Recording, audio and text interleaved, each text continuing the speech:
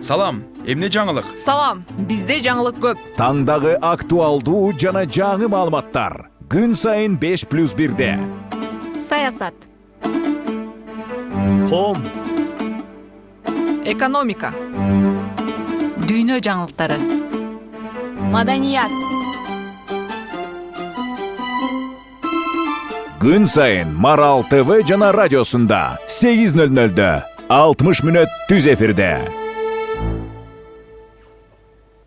Кутмандаңыз мен урматтуу телекөрүүчү, сиз 5+1 программасын көрүп баштадыңыз. Анын бүгүнкү чыгарылышын мен Түмөнбай Абдинабиулу алып барам. Сизге дагы маалым, азыркы күндө дүйнөдө соодалашуунун онлайн түрүндөгүсү кеңири жайылууда. Бул тармакта дүйнөлүк деңгээлдеги бир катар платформалар дагы сизге тааныш. Мисал катары айта турган болсок, Amazon, Wildberries түшүнүгү дагы мына Кыргызстанга эми гана келип жайылып аткан учуру. Негизи эле Wildberries бул кандай платформа жана мындан мүмкүнчүлүк издегендер эмнелерге көңүл буруш керек?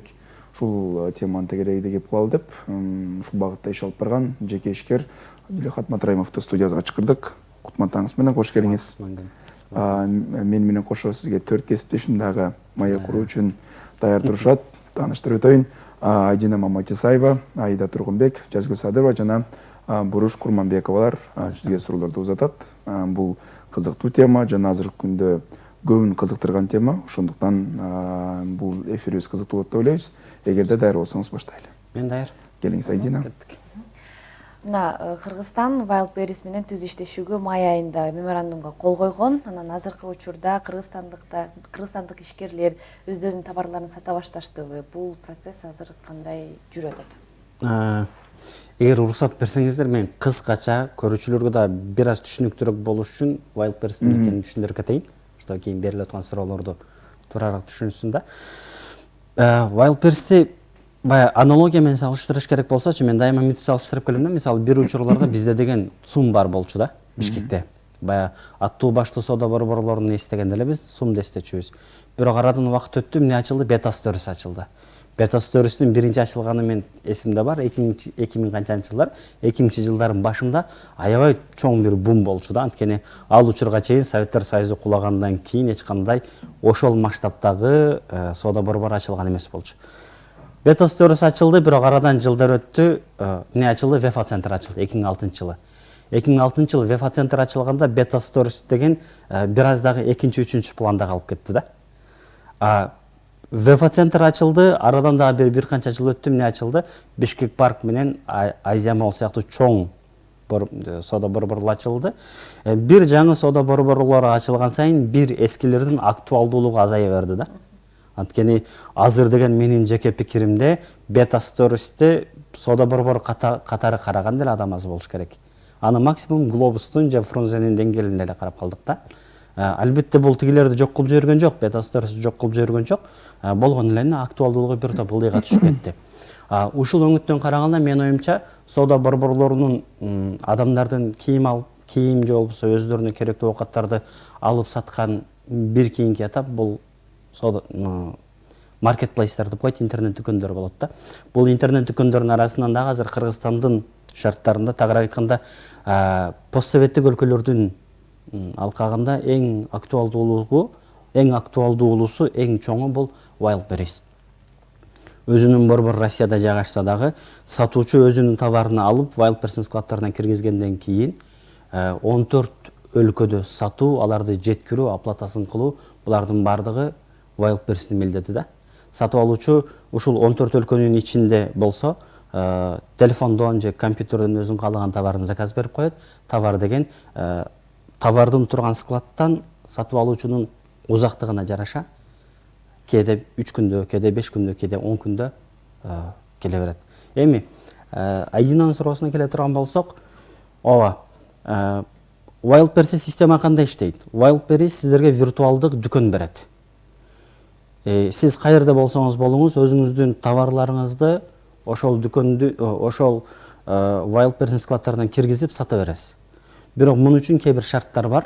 Мисалы 2021 жылдын май айына чейин кыргыз ишкерлери бул площадкада соода кыла алчу эмес. Бирок 2021 жылы как раз ошол май айында меморандумга кол коюлду. Неге? Анткени кандайдыр бир саммитте мындай маселе каралды да, биз деген таможня союзунун курамында болсок, неге биз Wildberries'и сата албайбыз деген маселе көтөрүлдү. Аны ойлонуп туруп, чын ушундай бир маселе бар эмес, давайте Кыргызстанды дагы бул тармакка киргизебиз деп туруп, май айында меморандумга кол коюлду. Бирок тилекке каршы азыркыга чейин Кыргызстандын ИПсы менен же Кыргызстандын ОСОсу менен бул площадкага чыгып соода кылына албай келет да. Бул кээ бир юридикалык маселелердин улам, кээ бир налогообложение деп койт эмеспи, налог төлөмдөрүн жүргүзүүгө байланыштуу маселелердин улам биз дагы түшүнбөй койдук. Анткени бул маселе боюнча мага дагы кайрылгандар көп. Биз Wildberries'ин өзүнө дагы кайрылып көрдүк. Баягы өздөрүнүн официальный чаттары бар. Ошолорго кайрылып, Кыргызстандын меморандумга кол коюлду эле го, биз эмнеге сата албай жатабыз десек, на рассмотрение в скором времени решается проблема деп коюшту да. Бул меморандум иш үчүн канчалык маанилүү, эмнени жеңилдетмек? Эмнени жеңилдетмек? Мисалы, азыр Кыргызстандын ИПсы менен эч ким бул площадкада соода кыла албай жатат. Өзгөчө бул бизге кайсыл тармакка жакшы пайдасы тиймек? Текстиль тармагына. Бизде деген миңдеген текстиль өндүрүүчүлөр бар. Булар деген албетте оптомдагы бай дүң соода кылып келишет, бирок ошол эле учурда көпчүлүгүнө кошумча бир булак катары, кошумча бир канал катары Wildberries эч качан тоскоолдук кылмаган эмес да, тоскоолдук жаратмаган эмес. Анткени мисалы бул жерде бир дүң соода кылган адам бир модельден 100-200 штук сатып атат, Wildberries'ке чыгып ошону эле ал деген миңдеп сата алат да. Түшүнүктүү байда. Ошол Кыргызстан менен Wildberries келишим түзүп атпайбы? Анан биздикилер ошол кирип иштеп калса, жеке ишкерлер салык маселеси кандай каралган? Кыргызстан экономикасына тийгизген таасири кандай? Менин оюмча бул маселенин чечилбей келе жаткандыгынын астындагы эң чоң маселе дагы эки өлкөнүн же Wildberries менен Кыргызстан өкмөтүнүн ортосунда так ушул салык маселесинин чечилбей жаткандыгы болуш керек. Анткени Wildberries'ин негизги максаты акча да, бул кадимки эле бизнес да. Бизнесте эмне? Акча айланыш керек. Мисалы, мен соодагермин. Товарымды койдум, саттым, акчамды алдым, өзүмдүн пайдамды алып калып, кайра реинвестиция кылдым. Бул акча айланып туруш керек да. Бул жердеги эң негизги нерсе, мисалы, Россия деген, точнее Wildberries деген кыргызстандык бир ишкерге акчасын төлөп атканда, салыкты мен Россияга төлөйүнбү же Кыргызстанга төлөйүнбү? Салыкты кыргыз ишкер төлөш керекпи же мен компаниямдан төлөшүм керекпи? Ушундай кичинекей маселелер чечилбей келет деген сөз да. Wildberries деген башка өлкөлөр менен ушул эле жаатта иштешип келе атпайбы? Башка өлкөлөр менен кандай иштешсе, ошол эле жолду Кыргызстанга колдонуш керек эле да. Кандай мындай мен төлөймүнбү, алар төлөйтпү деген суроо неге пайда болот? Башка өлкөлөрдө тажрыйба бар. Башка өлкөлөрдүн практикасы кантип чечилди бул маселе? Менин жеке пикиримде анын мындай кызыктуу жери бар экен. Мисалы, азыр бизге меморандумга кол коюлду, жарым жылдай убакыт өттү, дагы эле чечилбей келатпайбы маселе? Казакстандын тажрыйбасында Казакстандын ИПлары же Казакстандын ишкерлери Wildberries'те иштесе болот деген меморандумга кол коюлгандан кийин Казакстандын ишкерлеринин толук кандуу бул платформада иштей баштаганга чейинки убакыт 2 жыл экен. Эми менин оюмча, баягы мамлекеттик деңгээлдеги кээ бир маселелер аябай акырын чечилеби же биздин ушул суроого жооптуу болгон адамдарыбыз бир аз бейкапар маселе кылып атабы, аны биле албайм. Түшүнүктүү. Эми ишкерлерге кызыккан жагына келе турган болсок, Жазгүл. Ал жакта ошо онлайн платформада бааларды көзөмөлдөө кандай жүрөт? Негизи эле ал жактагы товарлардын баасы ар бир өлкөнүн экономикасына жараша коюлабы? Жок, товарлардын баасы эч кандай өлкөлөрдүн экономикасына жараша коюлбайт. Эң кыска жол менен айтыш керек болсо, ким канча баа кааласа кое берет. Бирок эмнеси болсо дагы товарга бааны коюп атканда бир товардын өзүнүн өндүрүш баасыны же бирөөдөн сатып ала турган болсоңуз ошол адамдан алган бааңызды коесуз. Анын жанында логистика бар. Товардын Бишкектен чыгып, Москвага жетип, Москвада деген fulfillment компаниялар деп коет, ошол товардын сортировкаланып, штрих-коддор чапталып, Wildberries складына даярдалыш процесси бар. бул деле ар бир товардын себестоимостуна таасир этет. Ал бар. Андан кийин товардын Wildberries складтан киргенге чейинки расходтору бар. Мунун жанында товарга баа коюп атканда конкуренттерди сөзсүз түрдө анализдейбиз. Алар канчадан сатып атат? Мен өзүм кое турган баа менен сата турган болсом, сата аламбы, сата албаймбы маселеси бар. Мунун жанында Wildberries кез менен ар кандай акцияларды, ар кандай скидкаларды талап кылып турат. Ошол учурда мен эгер скидка менен сата турган болсом, же кандайдыр бир акцияга катыша турган болсом, менин товарым мага пайда алып келеби деген сыяктуу факторлорду эске алып, өзүңүз коесуз.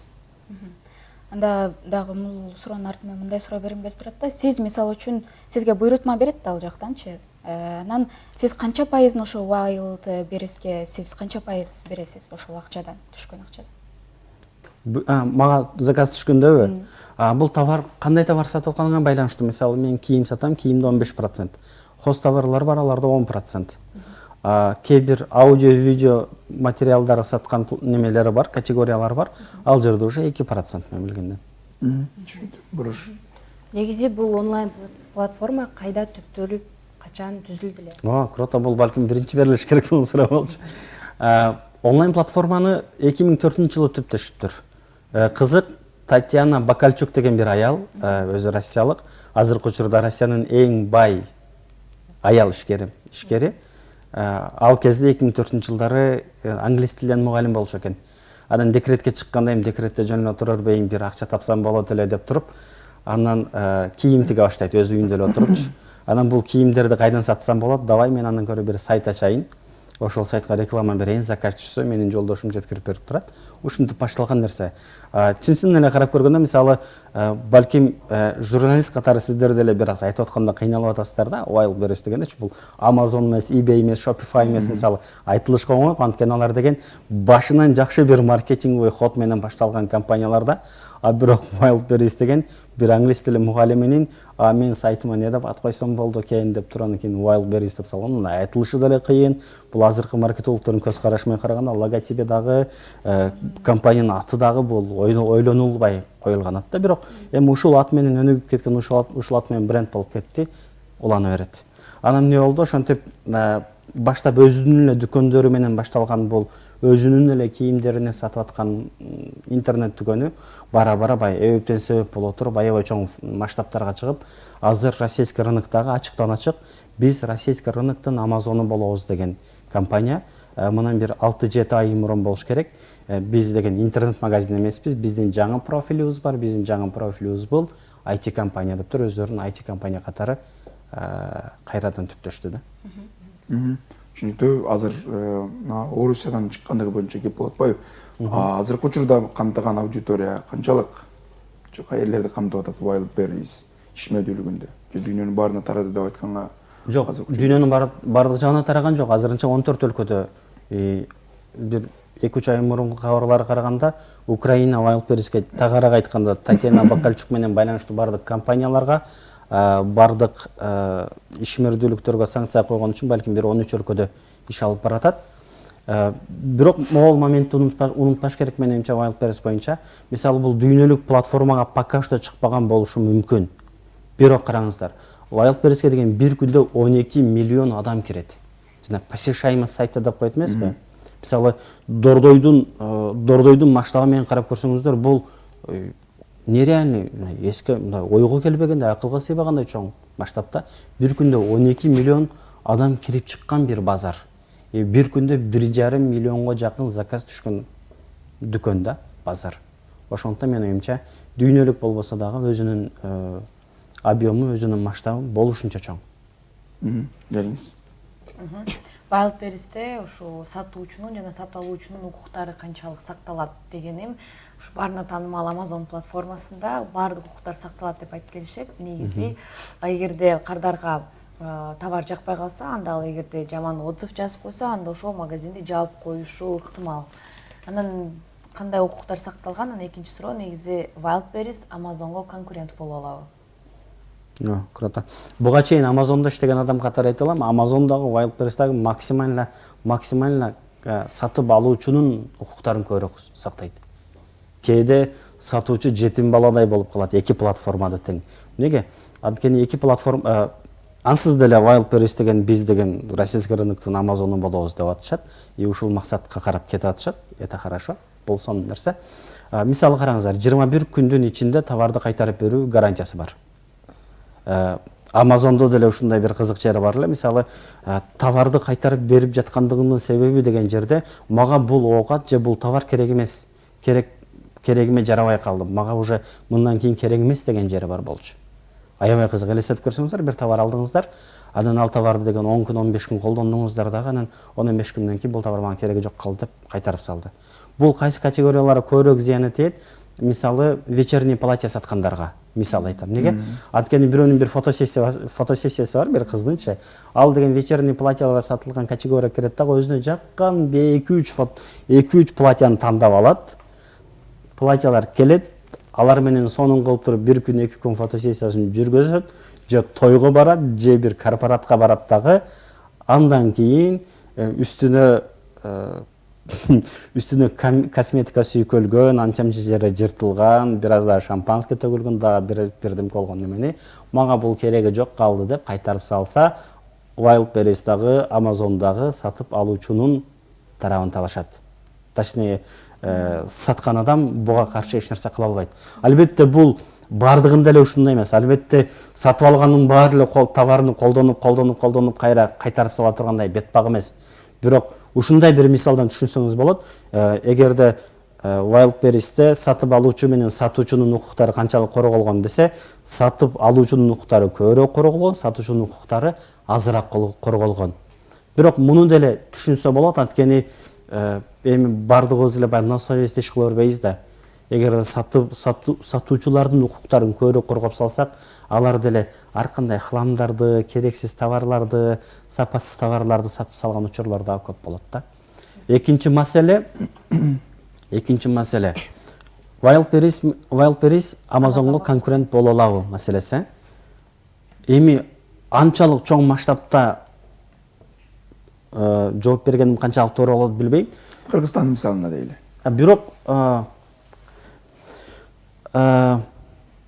мынтип айтайын, эми Amazon өтө чоң компания. Бул деген уже триллионная компания да. Экөөнүн масштабтары деле башкача. Wildberries деген болуп көрбөгөндөй чоң бир темп менен өсүп келаткан компания. Amazon болсо мындай карап көргөндө Wildberries'ти тоотпой турганчалык эме да. Эгерде бир күн Wildberries'ти, точнее Amazon деген российский рынокко кирем десе, чындыгында эле келип туруп российский рынокко бир айталым бир 50 миллиард доллар вложение кылып туруп неме кылса, анда бул Wildberries'тин ишин аябай кыйындатышы айдан ачык. Анткени Wildberries'те, Amazon'do мындай нерсе бар да. Amazon'дун складтарында 10 миллиондогон, балким 100 миллиондогон товарлар бар да. Amazon'дун складтарыны карагандар в основном роботтор. Ошончо миллиондогон товарларды сортировкалап, отправка кылган, класстарга бөлгөн негизги иш күчү бул роботтор. Бул роботтор дүйнөдө бир гана Amazon'да бар, башкаларында өтө слабыйлары бар. Склад деп калдык. Азыр сатуучу менен сатып алуучунун ортосундагы процесс кандай жүрөт Wildberries'те? Сатуучу менен сатуучу өзүнүн товарларыны жакшы фотосессиясын жүргүзүп, точнее фотосессиясын жүргүзүп, эми жакшы жаман жүргүзүш ал ишкердин өзүнүн проблемасы. Фотосессиясын жүргүзүп, жасап, товарларынын сүрөттөрүн жүктөп, товарларынын описание товара деп коет, ошол түшүндүрмөлөрүн, бул товар неден жасалды, кандай өзгөчөлүктөрү бар, сатып алсаң сага кандай жакшылыктар болуп кетет, эми өзүнүн бүт маркетинговый ходдорун баарын жасап туруп товарды жүктөп коет. Андан кийинкиси, в принципе, сатуучунун кыла турган башка неси бар. Башка социалдык тармактарда өзүнүн страницалары болушу мүмкүн, таргетированный реклама бериши мүмкүн. Сатып алуучу болсо, ошол дүкөнгө кирип, товарды көрүп, жактырса алат, жактырбаса албайт. Эгер ала турган болсо, товарды алгандан кийин эгер чындап жактырса, жакшы отзыв калтырат. Жаман аябай жактырбаса, же чындыгында жактырбаганга ылайык бир себеби бар болсо, жаман отзыв калтырат. Андан кийин экөөнүн немеси кайерден башталат? Жанакы отзывдар деген бөлүмү бар. Ар бир товардын астында отзывдар бар. Ошол жерде ошол жерде мисалы жакшы отзыв келсе дагы, жаман отзыв келсе дагы баягы этиканын чегинде баарына жооп бериш керек. Аты менен кайрылыш керек, отзыв калтырган үчүн рахмат айтыш керек. Жаман отзыв калтыра турган болсо деле биз сиздин маселеңизди чечип берүү үчүн сизге кандай жардамчы боло алабыз деш керек. Бул жерде деле менин оюмча бир парадокс бар, анткени Wildberries'тин мыйзамдары боюнча отзывга болсун, товардын этикеткасына болсун, өзүңүздүн социалдык тармактын ссылкасыны, өзүңүздүн телефон номериңизди отзывдарга деле калтырсаңыз болбойт. Бул деле парадокс эмнеге? Мисалы, менин товарыма бир жаман отзыв келди, а мен ал адам менен байланыша албайм да. Мен каалайт элем, мисалы ошол жерде жок дегенде жаман отзывдарга Wildberries деген уруксат берсе, мен телефон номерим калтырып туруп, бул биздин компаниянын номери, сиз бизге кайрылыңыз, биз сиздин проблемаңызды чечип беребиз. Кааласаңыз товарды бизге кайтарып бериңиз, кааласаңыз биз сизге товардын суммасын кайтарып берели дегендей бир опциясы болсо жакшы болот. Демек азыр мен сиздин сурооңузга жооп берип атып өзүм деле түшүндүм. Ушул моменттерден улам байланыш өтө жакшы эмес да. Жаман отзыв калтырган ичиндеги негативдин баарын төгүп туруп кетип калат, а сен деп тур анан максимум уважаемый паланчы-пустанчы, биз сиздин отзывыңызды окудук, кайгыруу менен кабыл алдык, башка эмне кыла алабыз деген бойдон калып кетесиң да, колдон чыпчы. Жеткирүүнүн техникалык иштерин ким аткарат? Анан Wildberries'тин дагы склады барбы? Wildberries'тин Россиянын белгилүү жерлеринде аябай чоң мега складдары бар. Ал жерде миллиондогон товарлар сакталып турат. Анан жеткирүү иштеринин баардыгын ошол Wildberries өзү аткарат. Дегенде Wildberries сатуунун эки түрү бар. Биринчиси продажа со своего склада, экинчиси деген продажа со склада Wildberries деп.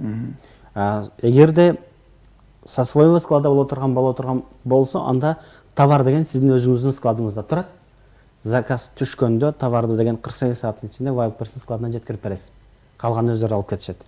Экинчи вариант бар, со склада Wildberries. Анда товарларыңызды даярдап, упаковкалап, штрих-коддорун чаптап, даяр кылгандан кийин Wildberries складына киргизип берет. Заказ түшкөндөн кийин автоматикалык турда ал өзү алып барып берет да. Менин оюмча жакшы жагы дагы ушул болуш керек, анткени мындай элестетип көрсөңүздөр, сиздер түндө уктап атканда деле товарыңызга заказ түшсө, ал автоматикалык турда кете берет да. Сиздин обязательно карап турушуңуз керек болгон нерсе жок. Обязательно заказ түшкөндө я подтверждаю, жөнөткүлө деп же курьерде чакырган проблема жок да. Просто эле ага чейинки кылына турган иштер бар. Аларды мыктылап, камдап жасап койгондон кийин баягы операционка деп коет эмеспи? Майда чүйдө иштердин баардыгын Wildberries аткарат. Биз ошон үчүн комиссия төлөйбүз. Түшүнүктүү, Аида. Азыр эле кардар менен байланыш начарлап өтүп кетпедиңизби? Негизи эле бул Wildberries'тин ичинде складда турган товарлар ошол жерде жоголуп кетсе, урдалып кетсе, же кардарга жетпей бир сапаты жокко чыкса, брак деп коет го, же болбосо бир кийимдин куру алып кетти дейли, же болбосо ага чейин ушундай нерселерди ким жооптуу болот? Так. Жакшы товар кардарга дагы сапатсыз жетти, ал кардар кайра баш тартты.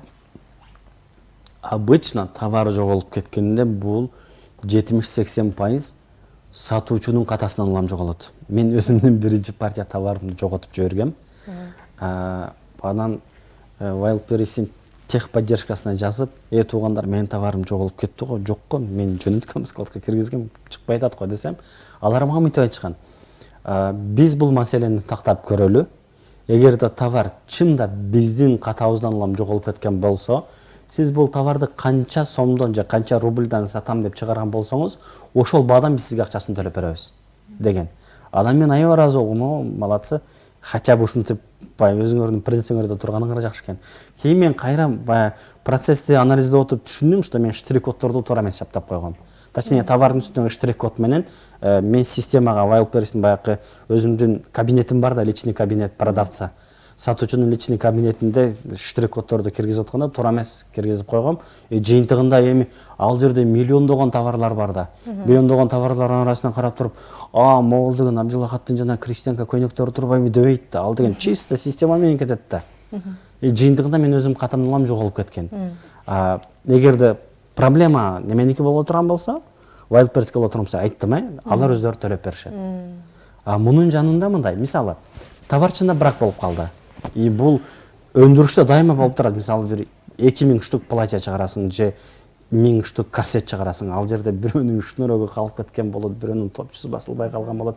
Всякое может быть да, болушу мүмкүн. Кандай болот? товарга заказ келгенден кийин ал деген сатып алуучуга кетет да. Бул деле көпчүлүк учурда Wildberries'те точка выдача деген бар, же пункт выдача деген бар. Бул Бишкекте дагы бир 10го жакын жерде бар. Сиз өзүңүзгө эң жакын пункт выдачанын дарегин көрсөтүп коесуз. Товар келгенде сизге билдирүү келет, товарың келди деп. Сиз деген пункт выдачага барасыз дагы, заказ берген товарыңыз эгер кийим болсо, кийип көрөсүз. Жактырсаңыз алып кетесиз, жактырбасаңыз ошолорго таштап туруп, мен отказ берем деп кетип каласыз да. Кээде болот, товар брак, тегинин колуна барды, кийип көрдү, чындыгында топчулары жок, же бир жери жыртылып кеткен, же бирдеме болгон. Ал деген ошол жердеги пункт выдачадагы сотрудниктер бар эмеспи? Ошолорго берет. Мен бул товарды албайм, анткени могул жер жыртылып калыптыр, могул жер брак экен деп. Анан ошол жердин сотрудниктери деген мунун системага бракованный товар деп киргизишет. Бул мага билдирүү келет. Сенин бир товарың бракованный экен, биз муну утилизация кылабыз, сенден 100 рубль. Ана мен окей деп коем, алар аны товарды жок кылып салышат. Жыйынтыгында бул мен үчүн жакшы нерсе. Чынына келгендечи. Анткени бир товарым бракованный болуп, ар кайсы сатуучуга барып отказ болуп жүрө берип, менин магазинимдин рейтингине түшүргөндөн көрө, бир жерге барганда мен 100 рубль берип аны жок кылып салганым жакшы. Түшүндүм, жазгыл. Азыркы учурда интернет дүкөндөрүн ачкандар деле көп, ошо өзүнүн ишин, өзүнүн продукциясын соц тармактар аркылуу дагы саткандар бар да, мисалы Instagram дейли. Анан Wildberries менен ушу Instagramды салыштырсак, айырмачылыгы кандай, кайсынысы ыңгайлуу болот ишкерге? Менин жеке пикиримде бир гана Instagram менен чектелген туура эмес. Тескерисинче Wildberries'ке чыгып, Instagram'ды максимально, Instagram'дан келген трафикти максимально Wildberries'ке айдаган аябай жакшы. Бир гана Wildberries деп айтканга дагы каршымын. Анткени экөө бири-бирин толуктаган нерсе.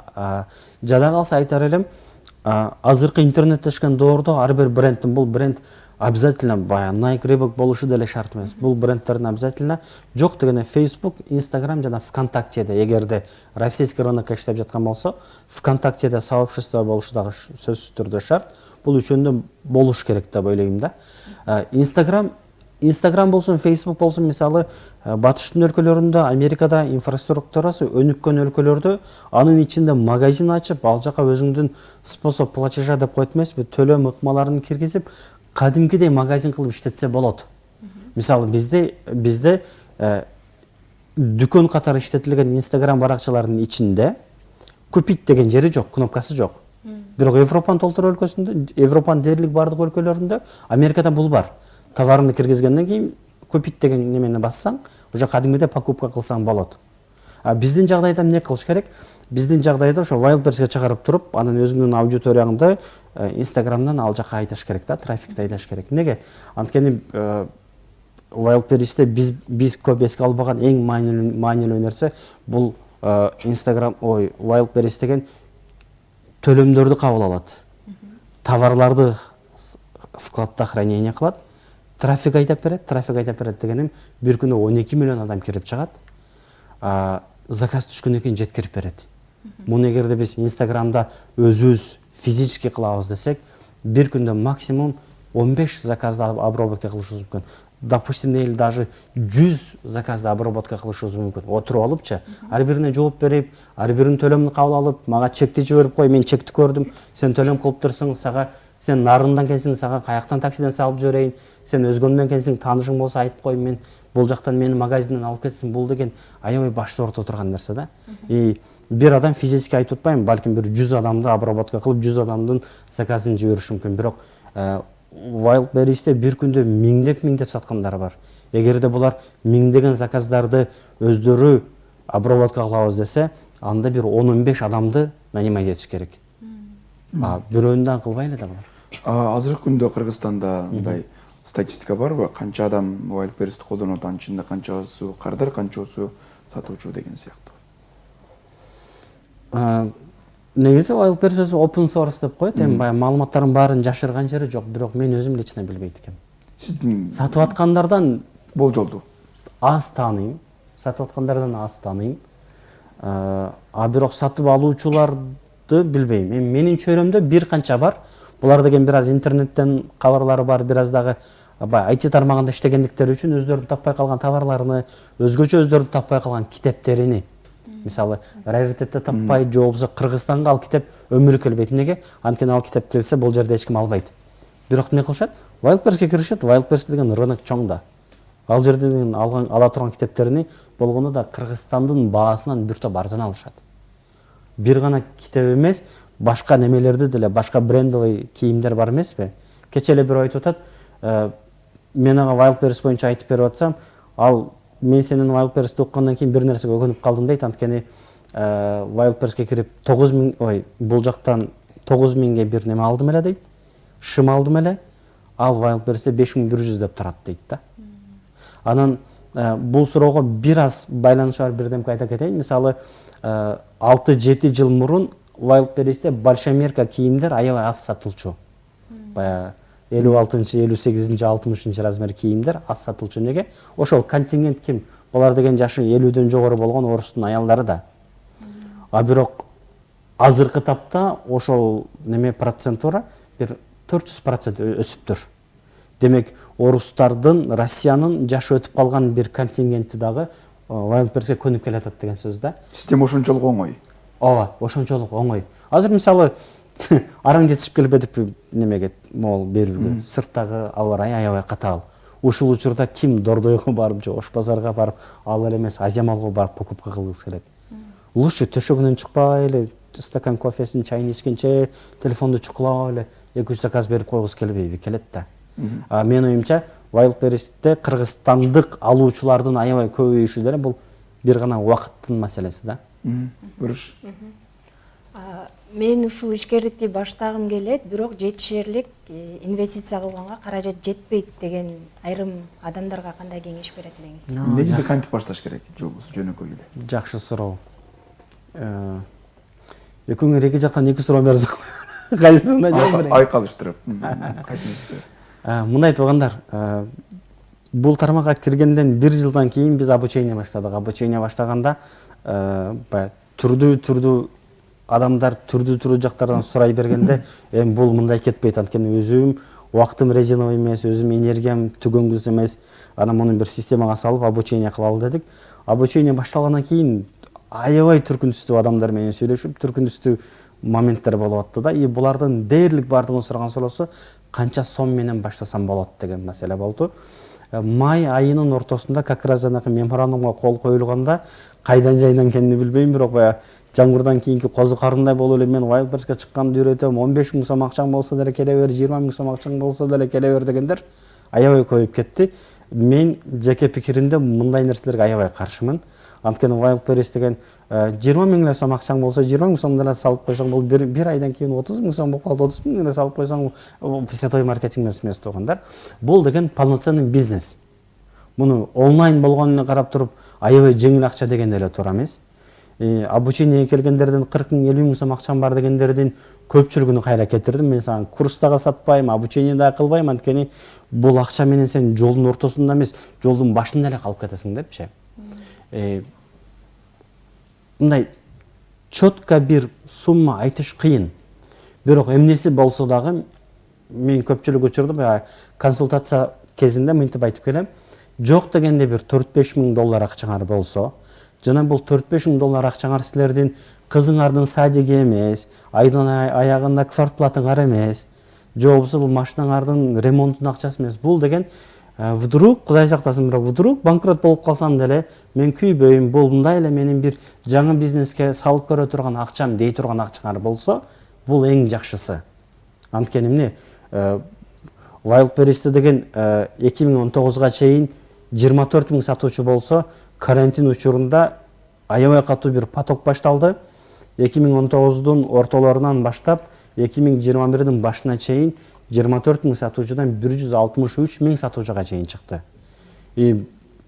Кээде сааттар бою, кээде түнү менен ар кандай Wildberries'те сатуучу болуп иштеген ишкерлердин телеграм группаларында, башка немелеринде отурам, чаттарда отурабыз. Ал жерде чындыгында күчтүү маркетологдор бар, чындыгында күчтүү инвесторлор бар. Булар деген мисалы бир кыргыз ишкер менин акыркы 50 000 сом акчам эле деп киргенини кечирбейт. Маркетингден түшүнбөгөнүн кечирбейт. Азыркы бизнестин талаптарын түшүнбөгөнүн кечирбейт. Анан жазгүлдүн акыркы 50 000 сом экен, бул бир аз соода кылып алсын, биз соода кылбайлы дебейт да буларчы. Ошондуктан аябай аз сумма менен же аябай аз билим менен же жалгыз башына эч кандай маалыматы жок туруп киргендерди бул площадканын күчтүү конкуренциясы эч качан кечирбейт, муну эске алыш керек. Сөзсүз бирөөнөн окуп үйрөнүш керекпи же өз алдынча үйрөнүүгө да мүмкүнчүлүк барбы? Экөөнүн тең жолу бар. Мисалы мен өзүм үйрөндүм. Башымды бир ары жакка буруп, бир бери жакка буруп атып араң чыктык, толтура ката кетирдик. Мисалы консультацияга келгендерге дайыма мынтип айтам да, мен эч качан сага курсу сатып алба дебейм. Анысы деле бул курсу сатканым менин жалгыз доходум эмес. Азыр сен менин курсумду албасаң, менин курсагым ач калат дебейм. Кудайга шүгүр, мен өзүм бизнесим болуп атат, мен өзүмдүн ишимди кылып келатам. Бирок могул нерсени ойлонуп көр. Мисалы, мен биринчи эле партия товарымды өзүм туура эмес киргизип салган үчүн биринчи партия товарым жок болгон. Мунун өзү деле курстун 5 акчасы деген сөз да. Албетте, бир гана Wildberries эмес, бардык эле азыркы интернеттешкен дүйнөдө адам өзү олтуруп алып деле тияктан бир аз маалымат, бияктан бир аз маалымат чогултуп чыкса болот.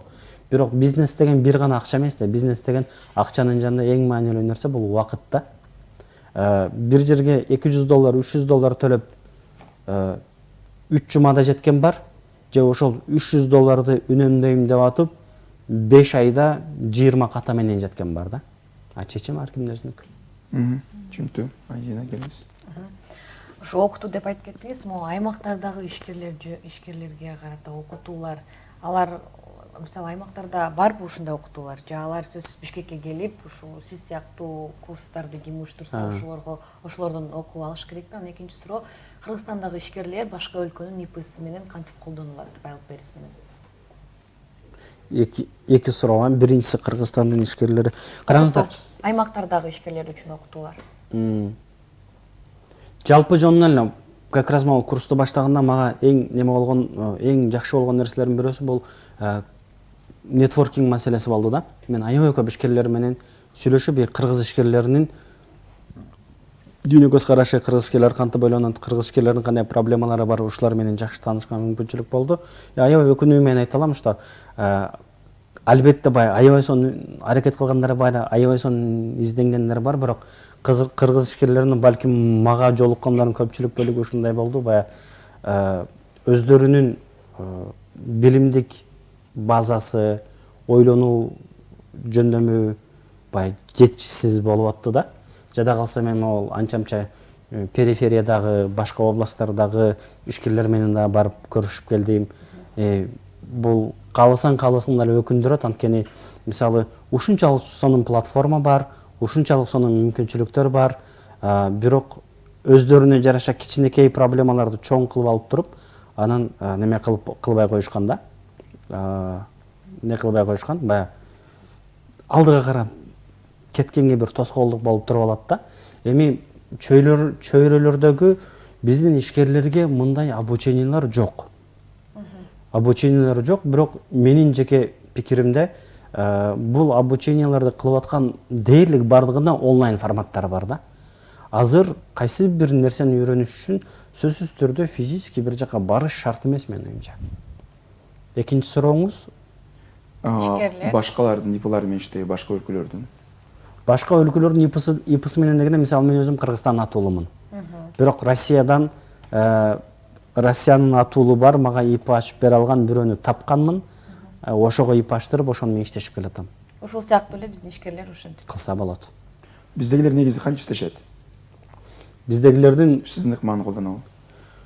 Мунун деле түрдүү жолдору бар экен. Мисалы, кээ бирлер мындай кылат экен. Россияда ушул кызматты көрсөткөндөр бар экен. Кандай көрсөтүшөт? Сен мага товарыңды жөнөтүп турасың, менде ИПим бар. Мен сага ушул ИПдин астынан дүкөн ачып берем. Сенин товарларыңды полный киргизип, полный обслуживание кылып берип турам. Сен мага маяна төлөп турасың. Ай сайын өткөндө бирөө менен сүйлөшсөм айтат, ай сайын мен ага 40 000 рубль төлөп турам дейт. Мен ага товарларымды жөнөтүп турам, ал полный немени процессти кылып турат дейт. Ошентип бир 5-6 адамдын дүкөнүнө карап берип турат экен. Ушундай кылса болот, же болбосо мага окшоп Россиядан өзүнүн ишеничтүү, жакшы тааныган бирөөнү таап, ага ИП ачтырып, ошол аркылуу иштешсе болот. Же болбосо кээ бирлер бар экен, кээ бир компаниялар бар экен, ишкер өзүнүн товарын толугу менен өткөрүп берет, подреал деп коет эмеспи? Анан белгилүү бир мөөнөткө сүйлөшөт, допустим, 3 ай. 3 айдан кийин тиги товарны сатса дагы, сатпаса дагы подреалга канчадан сүйлөшкөн болсо, ошончо акчасын төлөп берет. Же 4-нчү бир вариант бар экен. Сен мага товарыңды бере бересиң, мен сатып берем. Анан түшкөн пайдадан же объемдон ушунчасы меники, калганы сеники дегендейчи. Анан убактыбыз чектелип атат, ушул акыркы суроом болсун. Сатып алуучулар үчүн кандай тобокелчиликтер бар? Эми биз чыгыш маданият менен баары бир мындай кармап көрүп, сезип көрүп алып көнгөн адамдарбыз да. Алар жаңы баштап аткан болсо, сиз айткандан кийин кызыгуулар. Эмнени эске алыш керек жана кандай тобокелчиликтерге даяр болуш керек? Сатып алуучулар, кардарлар. Так, менин оюмча сатып алуучулардын в принципе корко турган деле өтө көп нерсеси жок. Бир учурларда мындай нерсе бар болчу. СПП деген нерсе бар. Wildberries'te. Скидка постоянного покупателя деген нерсе бар. Бул не деген сөз? Wildberries'тин эки жагында эки адам бар. Бирөөсү сатуучу, бирөөсү сатып алуучу. Wildberries байкуш бир апа катары экөөнү тең ыраазы кылыш керек, анткени экөө тең өзүнүн баласы да. Эми бир учурларда сатып алуучулар аябай эле наглый болчу. Кандай? Мисалы, бир футболка алгысы келет да. Бир футболка алгысы келет, бирок ал деген 20 компаниядан 20 футболка заказ берет. Бирок башынан эле максаты бир футболка алыш. А эмнеге 20 футболка заказ берип атат? Анткени бирөөсүн жактырам, калганы мага кереги жок депчи. Анан бардыгын заказ берет, баары келет. Бирок караңыздар, мисалы товар бир складта турат да. Муну сатып алуучу заказ бергенден кийин мунун жеткирип берүүсү сатуучунун эсебинен кетет. Түшүнөсүздарбы? Анан ал деген алуучу отказ берип койсо, бул кайра деген складка кеткенде кайра сатуучунун эсебинен келет. Товар канча мынтип ойноп жүрө берсе, бул дайыма сатуучунун эсебинен кетет. Бир жерде эгер чындап товарың жаман болуп, ар жака мынтип ойноп жүрө берсе, анда товардан көрө турган пайдаңды неме эле жеп коет? Логистика эле жеп коет. Аны эми элестетип көрүңүздөр, ал деген 20 адамдан неме кылып атат, заказ берип атат, бирөөсүн алам деп атат, а 20 адамдын бардыгынан логистика жеп аткан ал кызыктырбай эле да. Товар келди, 20 футболкадан бирөөнү тандап алды, кайра калганын отказ берип койду. Мындай нерселер аябай көп болчу.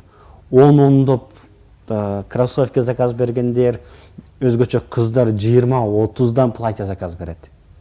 Анан ошол күнү өзүнүн пункт выдачага барып алып, өзүнө прям неме шоурум кылып алат да. Кийип көрүп 20-30 платьядан бирди экини алса алат, калганын отказ берип салат. Муну менен Wildberries кантип күрөштү? Ошол СПП менен күрөштү окшойт. Скидка постоянного покупателя деп, сатып алган покупатель кайра эле отказ бере берсе, анын жанакы скидкасын азайтып блок кылганга чейин барат да. Эми мен оюмча эмпатия маанилүү нерсе. Сатып алып аткан адам деле мону ойлош керек. Бул сатып аткан деле бир адам да. Бул деле бир ишкер да, ошон үчүн каалагандай эле заказ бере бербей, максимально характеристикаларын окуп, максимально ойлонуп, максимально расцветкасын туура тандап, максимально туура размерине тандап, анан ошого жараша неме кылса, өтө көп эле отказ бере берсе, ал кайра аягында өзүнө зыян болуп калышы мүмкүн. Wildberries боюнча берген маалыматыңызга рахмат айтам. Урматтуу телекөрүүчүлөр, сиздер 5+1 программасында Wildberries онлайн соода жүгүртүү платформасынын кандай иштейт, ушунун тегерегинде кеп кылдык. Студиябыздын коногу бул тармакта иш алып барган жеке ишкер Абдилахат Матраимов болду. Муну кайталап сиздер Марал медиа Facebook баракчабыздан дагы көрсөңүздөр болот. Күнүңүздөр көңүлдүү улансын.